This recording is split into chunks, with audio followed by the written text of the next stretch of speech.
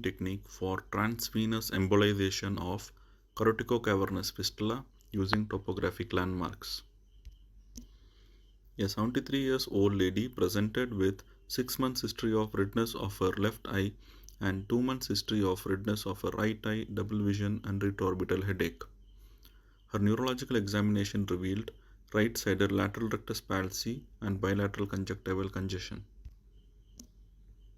MRI brain showed dilated superior ophthalmic vein bilaterally and flow voids in the region of cavernous sinus on T2 weighted image. On digital subtraction angiography, a left external carotid artery injection showed a fistulous connection between internal maxillary artery branches and the cavernous sinus. An early draining superior ophthalmic vein was noted in mid-arterial phase. A right external carotid artery injection showed similar findings with fistulous connection between internal maxillary artery branches and cavernous sinus, with dilated superior ophthalmic vein. No fistulous connection was seen on internal carotid artery injection on either side. A diagnosis of Barrow's type C corticocavernous fistula was made, and she was planned for endovascular obliteration of fistula. As noted in this digital subtraction angiography image, inferior petrosalsinus was occluded.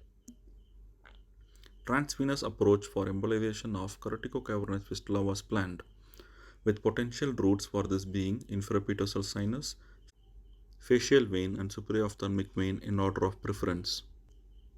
Inferior petrosalsinus provides shortest access to cavernous sinus. However, in more than a third of the patients, it is not visualized on digital subtraction angiography due to its collapse, thrombosis or congenital absence.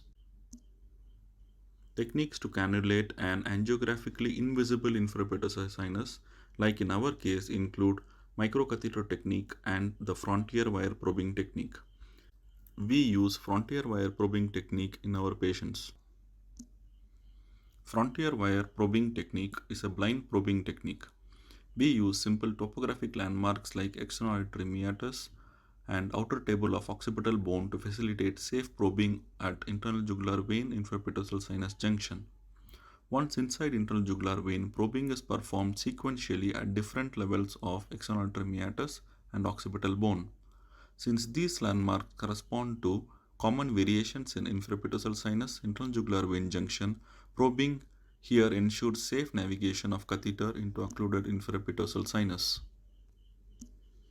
Patient received 3000 international units of heparin at the beginning of procedure and additional 1000 international units of heparin every hour thereafter. Femoral access was used for procedure. A 5 French vertebral catheter was placed in common carotid artery for arterial angiogram. Another 5 French vertebral catheter was placed in internal jugular vein with a tip at the level of external artery meatus. A O35 wire was used to blind probe inferior petrosalsinus opening. Our first attempt at doing this at upper margin of external artery meatus failed. Contrast was seen reflexing into internal jugular vein. In second attempt at the level of mid external artery meatus corresponding to Mitsuhashi type B inferior petrosalsinus internal jugular vein junction, the inferior petrosalsinus could be probed with wire and we could see it entering the inferior petrosalsinus and forming a loop at cavernous sinus. The wire was passed multiple times to keep the sinus patent. On AP shoot, the vertebral catheter was seen in inferior petrosalsinus and the wire was noted to form a loop within the cavernous sinus. Contrast injection in lateral view showed filling of inferior petrosalsinus, cavernous sinus, superior ophthalmic vein and facial vein. AP shoot showed contrast in cavernous sinus, superior ophthalmic vein and facial vein.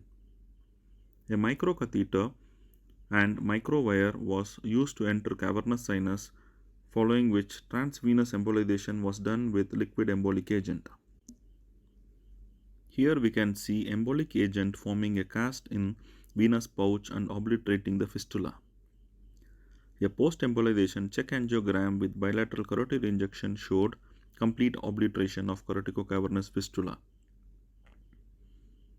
At 6 months follow-up, her symptoms had completely resolved. MRI brain showed normalization of both superior ophthalmic veins and no flow voids in the region of cavernous sinus.